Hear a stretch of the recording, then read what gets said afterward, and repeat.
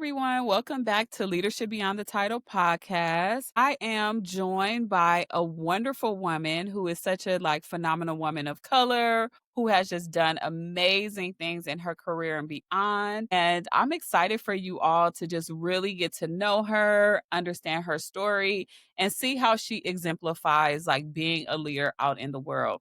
Without further ado, her name is Mafe, which is such a unique name. So, welcome, Mafe, to the podcast. Why don't you start by introducing yourself? Of course. Thank you so much, TaSheena, for having me on the podcast. Well, as you say, my name is Mafe. I am a podcast manager, but I also used to be an accountant. And Mm, I actually pivoted from accounting. Well, forced. It was a forced pivot from accounting, corporate life into now full-time entrepreneurship. yeah. So yeah, that's what I do. I also moved from Venezuela all the way to Vancouver, Canada. Wow. So I'm also an immigrant. So I'm all of the things. Wow. Wow. So exciting. There's so many dimensions of yourself. Like the Hmm. corporate girly, the entrepreneur girly, the immigrant girly, the Yeah. you've moved and which is such a Yeah. huge thing to do. So much Yeah. change in that. So that just made me even more excited to talk to you and get to know you. And Yeah. I'm also about to embark in a 6 months journey because I'm gonna be traveling around the world for six Oh, months. nice. Yeah, so now I'm entering my digital nomad girly era, but only for Wow. a little bit. Yeah, yeah. Okay, okay. So we got to talk about that. We're definitely going Yes, to talk about all these things. So yeah, I wanted to actually start off kind of with that. You are currently in what you call your adventure era of your life. So tell me more about this adventure. And really, I know when we talked, you talked about just your freedom, it's a time of freedom for you. And so I'm curious if you could just tell me more, tell the audience more, what's this adventure era of your life all about? of course, yeah. So let me give you some context actually. So Okay. back in January when I was in a corporate setting, I was let go from my job. Mhm. And back then I had kind of a nudge being like, you should probably travel for a little bit. But then I was like, you know what? No, that's going to be crazy because I was just let go from my job. So what am I going to do if I'm not working? Even though I knew back then that I wanted to do entrepreneurship full time. Anyway, that kind of I just put that in the back of my mind and I was like, I'm not going to do anything about this, whatever, continue on with my life. And then there was a housing situation that happened that led me to be like, okay, what am I going to do? Do I move somewhere else or do I really make this happen for myself? This trip, this Mhm. adventure, right? Mm. So for me, it was more this adventure part of myself is more of a way to prove to myself that I Mm. can really lead myself, that I can really be constant and I can really make this entrepreneurship journey work for me. And not only that I can make it work for me, but that I can make it work from literally anywhere in the world. Mhm. Because one of the things that I crave the most is freedom. And that's one of the things that corporate wasn't giving me. Yeah. Yes, we in theory had location freedom, Yeah. but at the end of the day, it's not the location freedom that I wanted. It's not the exact freedom that I wanted because Yeah. I still had to be there 9 to 5 and I Mm. still had to be at the office 3 days a week. And Right. even if I wanted to work from somewhere else, it wasn't really ideal, because there are all these setups and all these things. So it was more so, again, this adventure is to really prove to myself that I can do this from Mm. anywhere. And that to really prove to myself that the life that I really want is Mhm. really feasible and it's really doable. Yeah.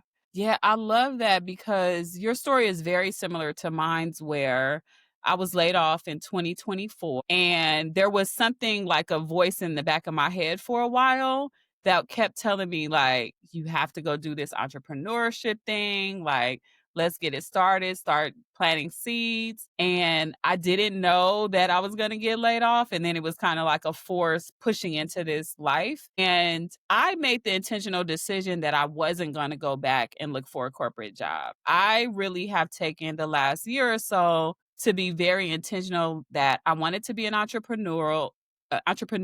It works well for my lifestyle with children and things like that. And so I wonder from you, what was it that made you say, this is what I'm going to do? I'm not going to go back. Well, for me, I was really, what's the word that I'm looking for? I was really disappointed of how like things were in corporate, Mhm. because even though like I feel like I wanted to be more included, but not in the ways that they were including me. Like yes, I had a seat at the table, but then like really like I felt that my ideas weren't taking into consideration. Also, I remember in like the meetings, it was all white cis men, and it was only two of us, two women, and we were like two women, like part of a minority. One of them was Wow, Asian, and the other one was me. Like I'm a Latina, wow. right? So it was like that kind of thing was like, I don't know if I want to go back to this. I don't know if I want to, I don't know if I want my voice to be like muted in Yeah, all these rooms. That yes, I'm in the room, but then at the end of the day, like I'm not being hurt. I'm not getting hurt. I'm yeah, not like people are not hearing what I'm saying and they're not taking into consideration my ideas. So I actually started my business back in 2020, 2021, but it was more so like a side hustle. It was like, yep, oh, this is a cute thing to do like on the yep. side. But then I started taking it more seriously, more seriously, more seriously. But then I got so burnt out from my corporate job in 2024 that I just completely left it aside. But then again, like back of my mind, it was like, oh, this is something that you should probably do. This is something that you should probably like take into consideration. And then that like not being heard, and then also like um trying to climb the corporate ladder. Like I knew that I had to go back to school, Mm, and I did, but when I was in the middle of, like, one of the courses, I was like, "You know what? Like, this is definitely not what I wanna do. I yeah, do not wanna go back to school. I do not wanna do this. I do not wanna keep climbing the corporate ladder. I want freedom." mhm, And the reason why I want freedom is because I don't have any kids or anything, yeah, but I have a dog and I'm obsessed with my dog, yeah, and, like, that's the thing. I wanna spend time with my dog, and yeah, I wanna take slow mornings. I wanna start my day at 10 AM, and I just wanna take my mornings to be with my dog. Yeah, yeah, like, I enjoy being outside with her. yeah. I enjoy, like, all those things. Yeah. Yeah, that's so amazing. I went back to school in 2020. What I will say is I did know a pandemic was coming when I got accepted into the school. And I went because not to necessarily climb the corporate ladder, but to really like kind of like leverage my ability to make my income grow. Mhm.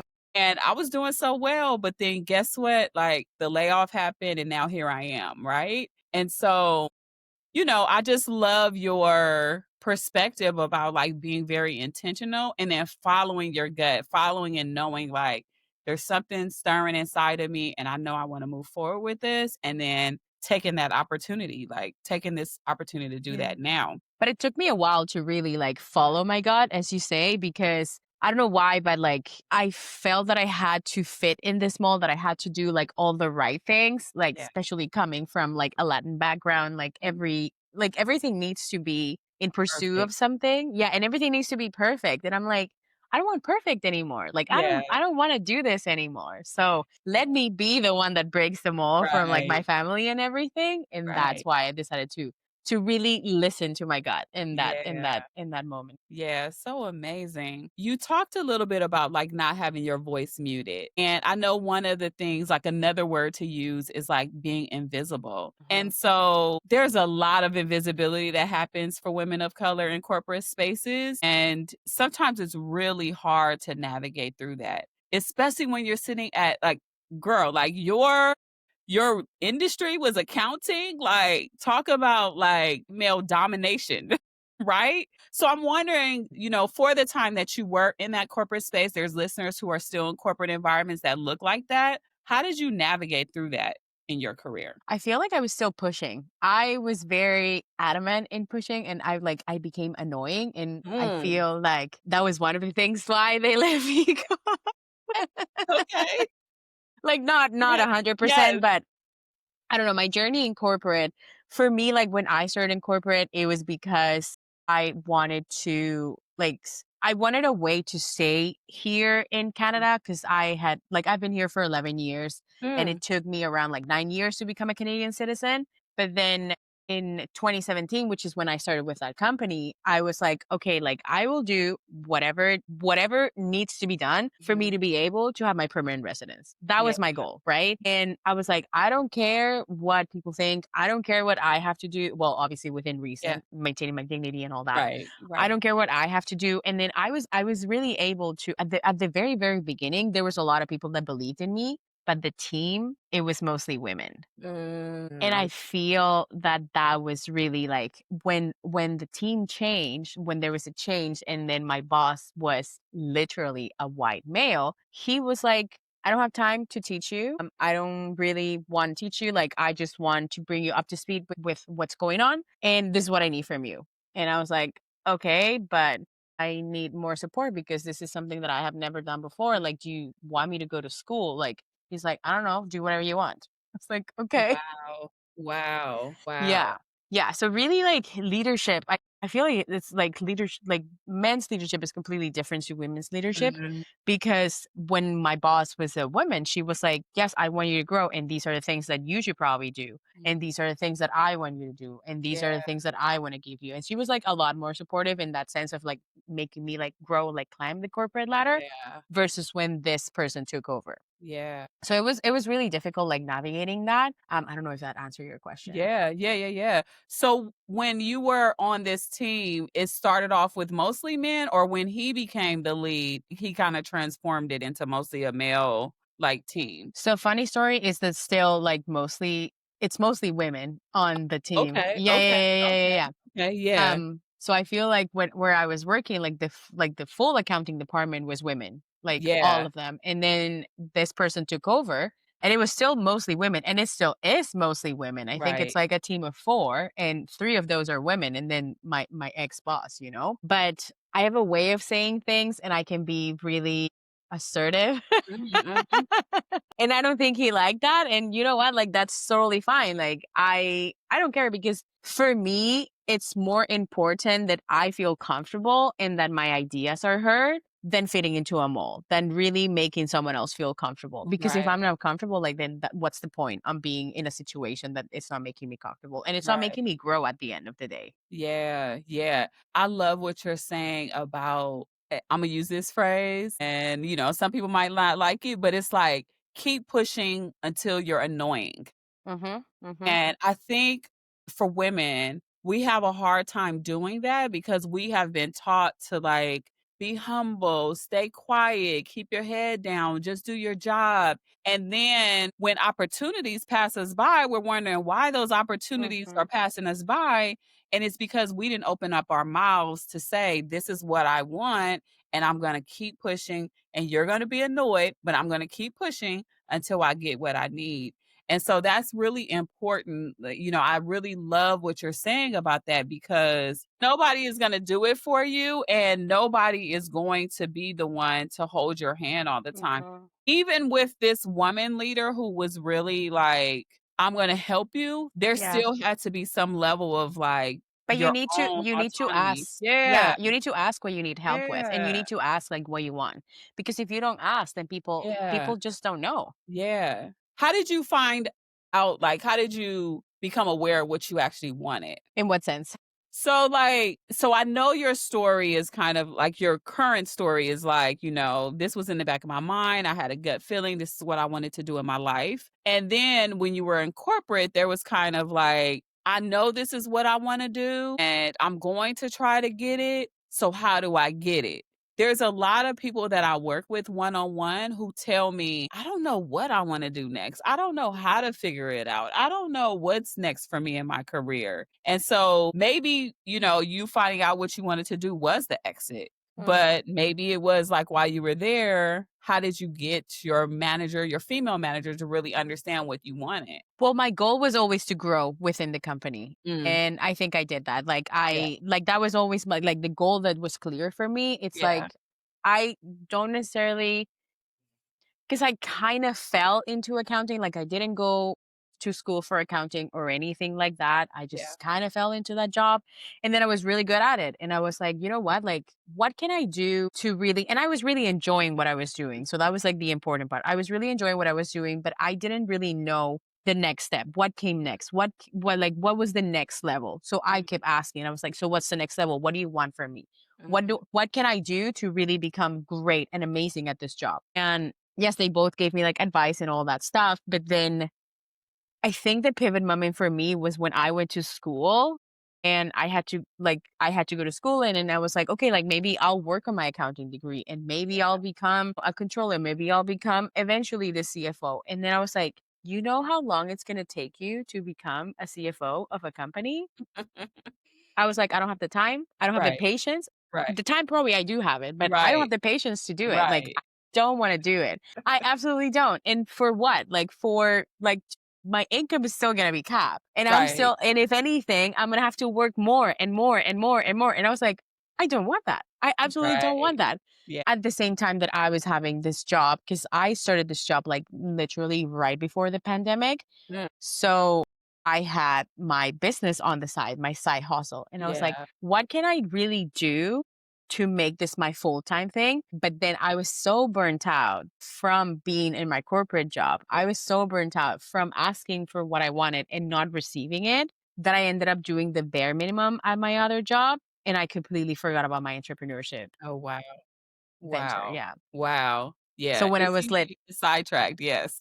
yeah, yeah, completely. And Yeah, then I was like, yeah, I don't want to, maybe I don't want to do this. Maybe I'll put this on the side because obviously being an entrepreneur is not something that's easy yeah. Not at all. at all.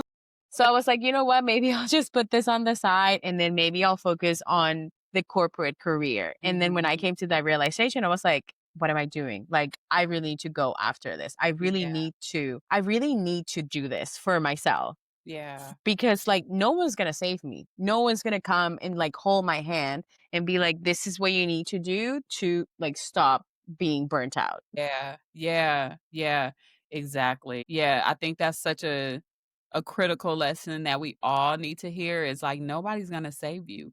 We have to trust Hmm. ourselves, believe in ourselves, and it's gonna be up to us to create new legacies, to create new pathways of, like, getting money and being the leaders that we wanna be, for sure. I have another question here. You talk about value and you talk about like your value and not wanting to wait for corporate spaces to see or notice your value. Currently, I am reading a book. It's called Building a Millionaire Mindset by Johnny Wimbrey. And he talks about how value is about believing and trusting in your own abilities and who you are. And he uses this metaphor of like if you saw a $100 bill and you would tell me that there's some value there. If I folded it, will it still have value? And he was talking to a group of kids and he kept folding it till it was like a little bitty like piece of like it was so small that he folded it up. And he asked the kids, like, does it still have the same value? And they were like, yes, duh. Like, yes, it still has the same value. And I think a lot of times we believe that when we're going through change, we're doing things differently. Maybe we're bent and moved and shifted in our own lives, and we somehow start to forget the value that we still have, Hmm. regardless of what it looks like. And so,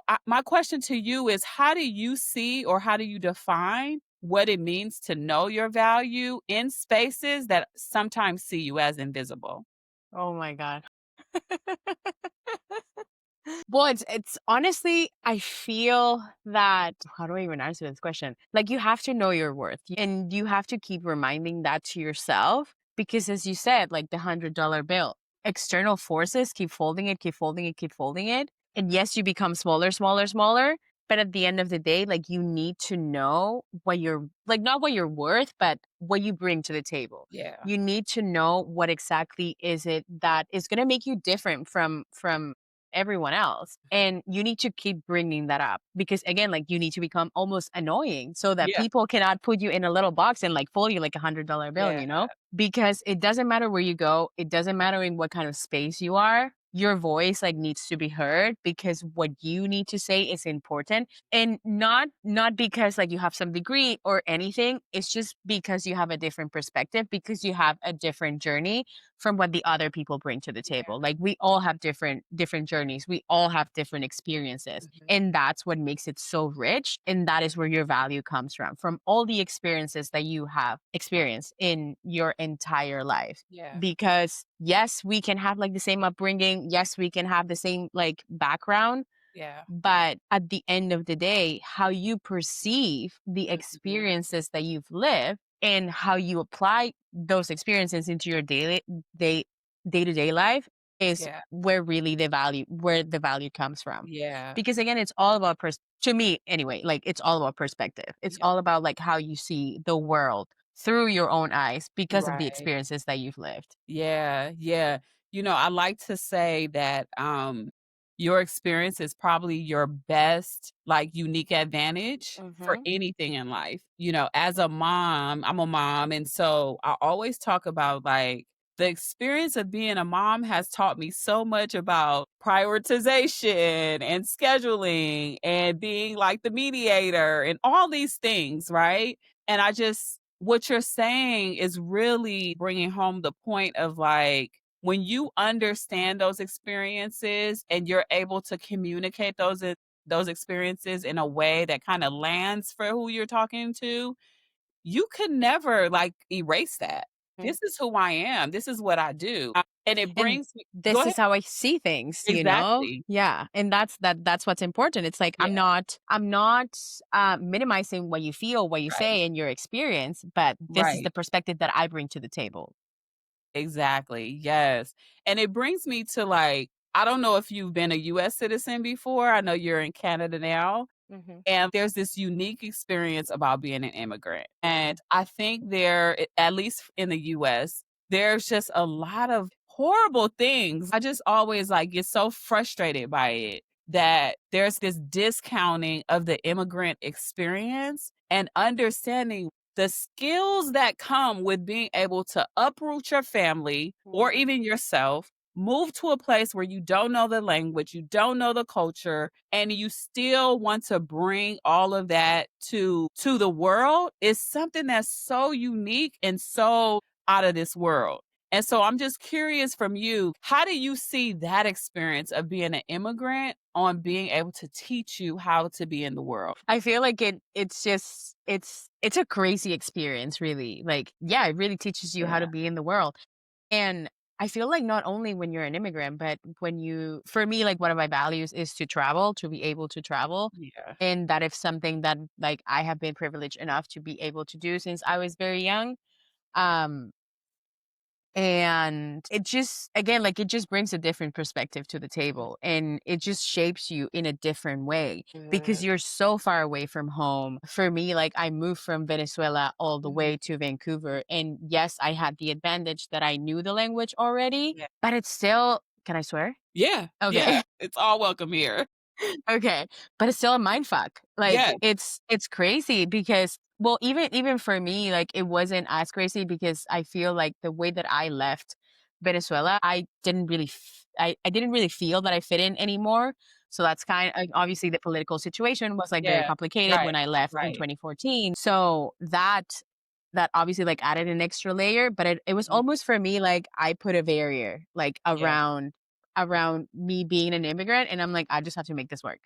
I just have to make this Mm. work, like, however, and Mm. I just need to stay here because I don't wanna go back Yeah. to that gong show." So really, it was an experience that, like, shaped my life, and now Yeah. that I'm, like, getting ready to go on, like, another adventure, Yeah. I know that this is gonna shape me in a completely different way, and Yeah. yes, like, my mindset from when I left Venezuela, which is, like, I was running away from my problems and from myself Mm. even, now it's like I am running towards myself. I am running towards something that I Oh. really want, and I am running towards, like, me meeting myself again and, like, really getting to know myself again and, like, what is it that I really value?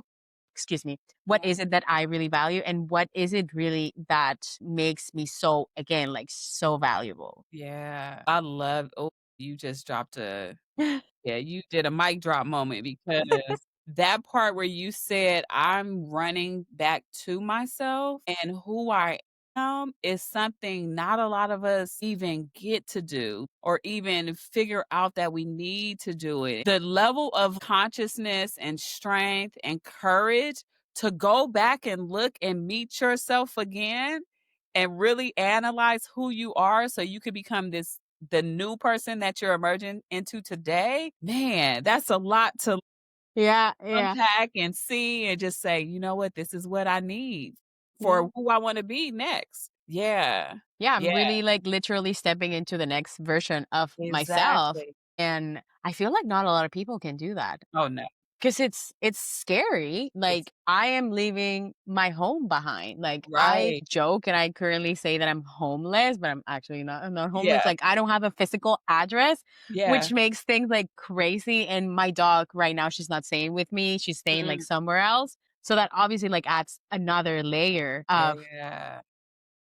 a challenge almost. But I am so what's the word that I'm looking for? I am so convinced that Mm. this is what I need in order to be able to step into that next version of myself that Yeah. again, like I need to run towards that and not away from that. Oh, I love that. Like, I think I'm gonna be sitting with that for a while of just because there is a mindset. There's a different mindset you have to be able to do that, and it's just a really interesting perspective or your phrase, maybe I knew it in some sense, but not the way you presented it, Mhm. which I think is just so amazing, and to just really look at yourself and figure out, like, who's the next person that I'm going to be in this next phase of my life. So, yes, and as an entrepreneur, we're always looking at ourselves. We have to be comfortable with that. And I think it also in leadership, like you always have to Mhm. be looking at yourself.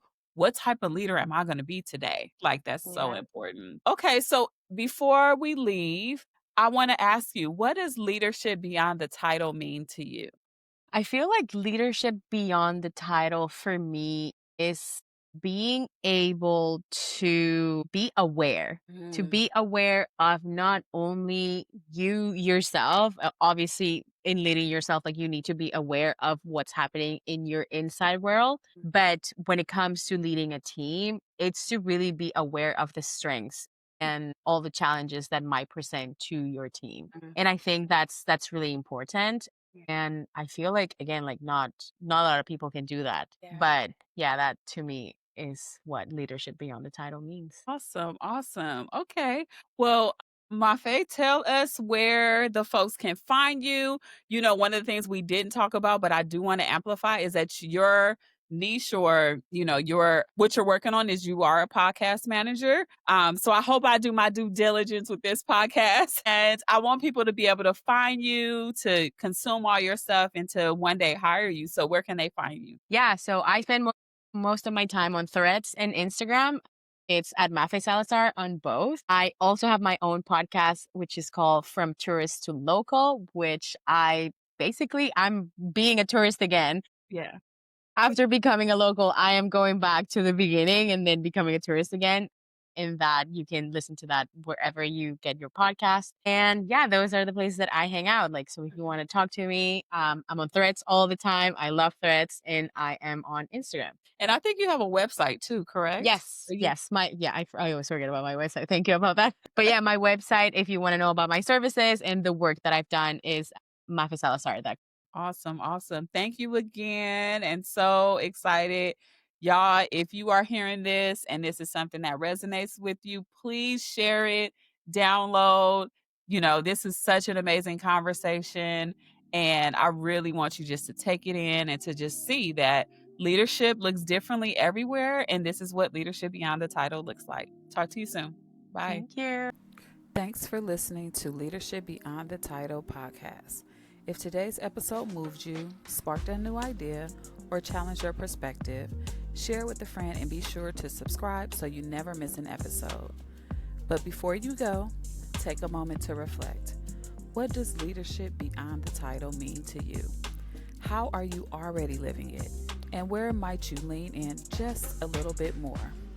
And if you're ready to step into leadership that's rooted in your values, amplifies your voice, and positions you as the go-to leader in your field, check the show notes to learn how we can work together. Keep showing up, keep leading, just as you are, with leadership beyond the title.